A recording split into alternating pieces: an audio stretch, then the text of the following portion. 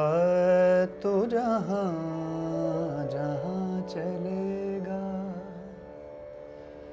मेरा साया साथ होगा। तू जहाँ जहाँ चलेगा, मेरा साया साथ होगा। मेरा साया मेरा साया मेरा साया मेरा साया कभी मुझको याद करके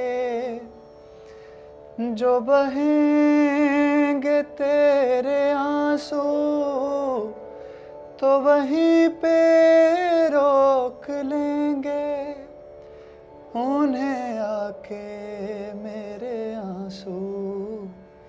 तू जिधर का रुख करेगा, मेरा साया साथ होगा।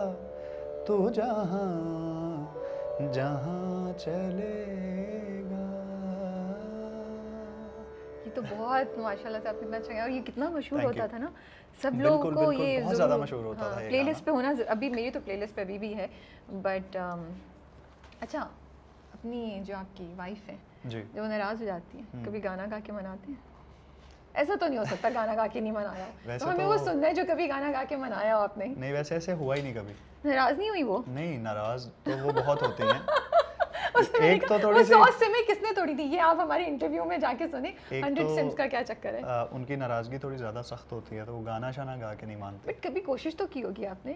नहीं, ऐसा कभी भी नहीं हुआ एक्चुअली। अच्छा, ये मोस्ट कॉमन सवाल है जो सब हमेशा सब ये समझते हैं और सोचते हैं कि भाई सिंगर है तो ये तो गाने गा के अपनी बीवी को मनाता होगा। कभी कभार, मैं ये नहीं कह रही नहीं, हर मैं बार सुनाता हूँ गाने, जैसे कि इर्जा के बहुत सारे फेवरेट सॉन्ग्स हैं, तो वो कभी मुझसे कहती है कि वो गाओ, तो मैं वो गाता हूँ। अच्छा, और मुझे उसके फेवरेट सॉन्ग्स कुछ पता है, ओके। तो वो कभी शो में मेरे साथ होती है, तो किसी कॉन्सर्ट में, तो मैं हमेशा स्टेज से उनके लिए गाते डेडिकेट हैं? करके गा देता हूँ। ओह वाओ, ओके, हमेशा तो करते अक्सर हैं? होता है ये। अच्छा, अक्सर होता है। अभी ओके। रिसेंट जो शो था हमारा इस्लामाबाद में, वहाँ भी हुआ ये। चलें, आपका इस वक्त जो भी दिल चाह रहा है वो आप उनको एक डेडिकेट करते हैं सॉन्ग। तो ये एक गज़ल है जो कि इर्जा को वैसे भी बहुत पसंद है, और ये जगजीत सिंह साहब ने ओरिजिनली गाई हुई है, ओके। तो यही मैं सुना देता हूँ।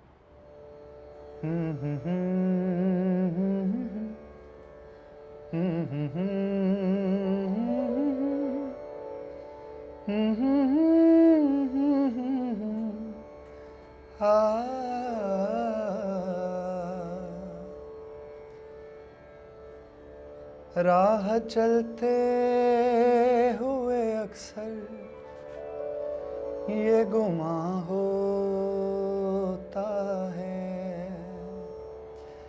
राह चलते हुए अक्सर ये गुमां होता है। वो नजर छुप के मुझे देख रही हो जैसे, वो नजर छुप के मुझे देख रही हो जैसे, कोई फरियाद तेरे दिल में दबी हो जैसे, तूने आँखों से कोई बात कही हो जैसे।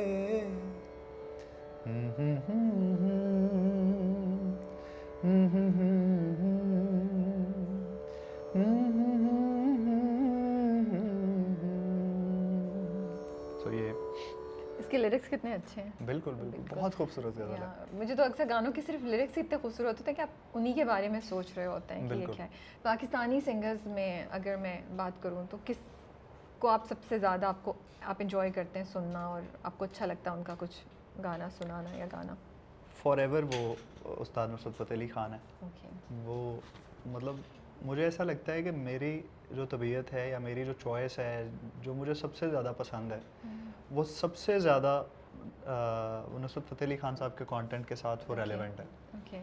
उन्होंने जो भी चीज़ें गाई हमेशा वो बेस्ट पोइट्री थी, उसकी बेस्ट जो मेलोडिक अरेंजमेंट थी, वो उसका म्यूज़िक और जो एक मतलब एस्थेटिक था, वो मुझे सबसे ज़्यादा रेलेवेंट लगता है उस्ताद नुसरत फ़तेह अली खान साहब की चीज़ों के लिए। तो वो हैं ऐसे कि जिनको हमेशा मैं सुन सकता हूँ और उनके गाने में हमेशा गा सकता हूँ। तो उनका भी कौन सा अदर देन सादगी? हाँ, एक नया सादगी जैसा गाना आपको आज दे के जाता हूँ, जो है। कि मैं चाह रहा था कि मैं इसको रिकॉर्ड करूँ, लेकिन वो पहले यहाँ से ही चले आने देते हैं। दैट्स गुड, माशाल्लाह। तो ये एक गाना है, ये शायद किसी ने भी ना सुना हो पहले, यानी ज़्यादातर जो नुसरत साहब को सुनने वाले लोग हैं, उन लोगों ने ये नहीं सुना होगा। नहीं सुना होगा। ये तो बड़ी इंटरेस्टिंग बात है, हम देखें कौन सा। I am curious.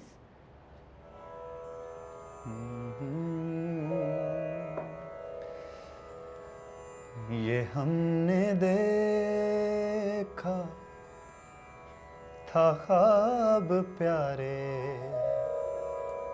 नदी किनारे,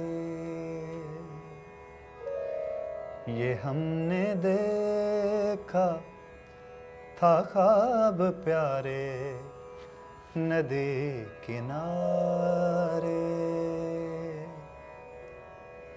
ज़मीं पे उतरे थे दो सितारे नदी किनारे,